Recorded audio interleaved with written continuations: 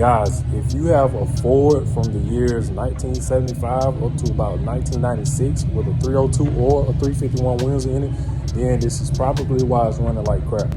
All right, so have you ever just found something wrong with your car and you was just throwing a bunch of parts on it and it wasn't working out?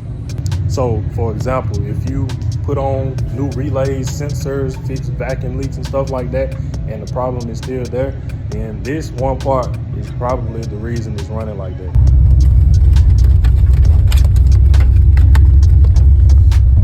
All right, so this right here is the ECU, and this is what's powering the car.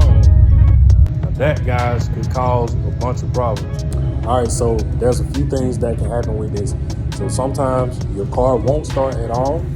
Sometimes it will start, but it'll run like crap. And when I say it runs like crap, it'll warm up and rev up fine. You can go down the road, and when you get up to about 3,000 RPMs, the car just dies down, car or truck, because the Fords with the EEC computer have the same types of problems.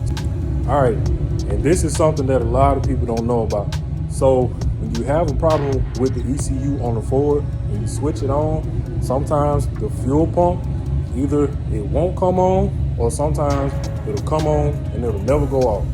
All right, and there's these parts on the inside of the computer that you can send the ECU off and get it fixed. Sometimes you can fix it yourself, but it's recommended that you send it off. So what I'm gonna do is I'm gonna open up one of these computers and show you what I'm talking about. All right, guys, what's going on, man? So I got this computer right here that I'm gonna open up and show you all. This computer, I believe it came out of a early 80s Lincoln Mark 7. This is the number right here, M0Z2. So in this Lincoln, it had a 302 in it, EFI 302.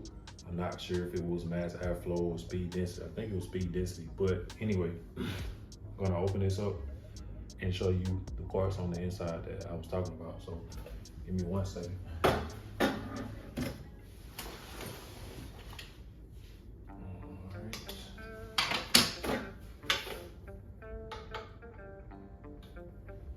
Too big.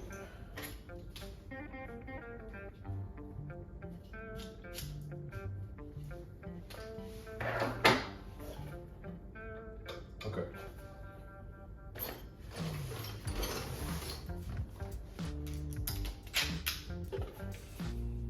All right, so it has these 2 screws right here. Well, 4 actually.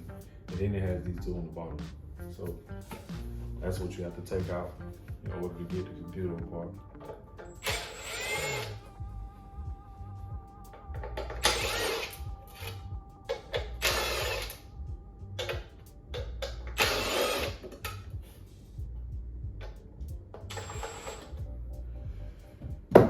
Those are actually small.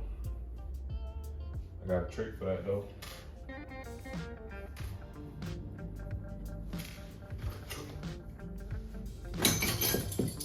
This is my trick. All right.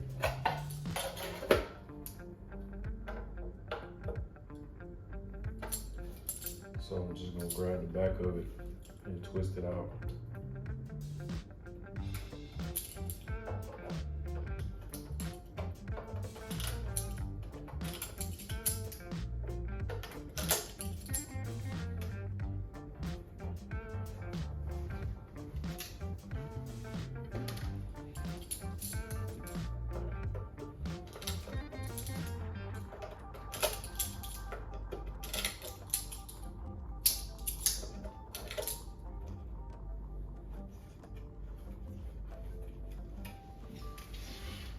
Okay, comes off like so. All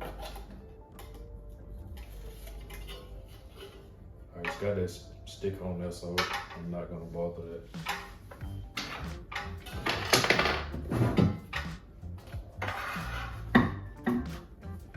All right, let me get you a closer look.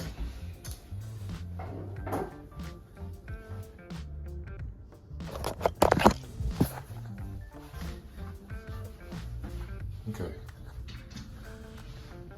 So the parts that causes these type of problems on these 302s and 351s, trucks, cars, 5.0s, 351s, 2.3s, etc., etc. These right here is what causes these problems. Right here, this, and this. So basically what these are capacitors.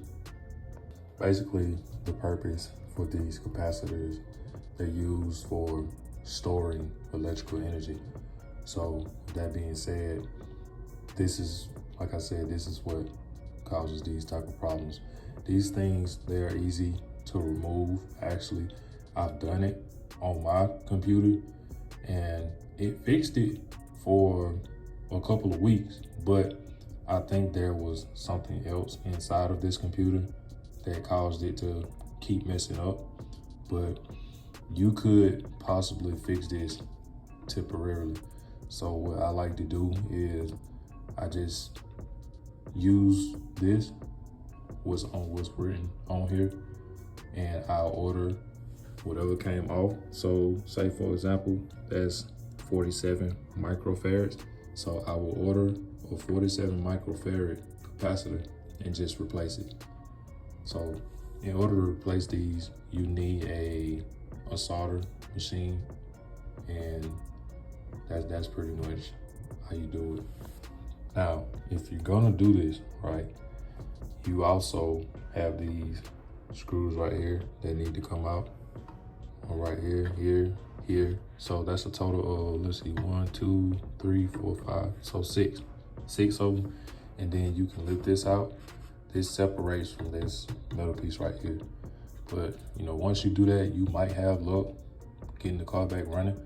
But there is a site that fixes things like this. The site is called ECUexchange.com, and the guys, they're pretty good.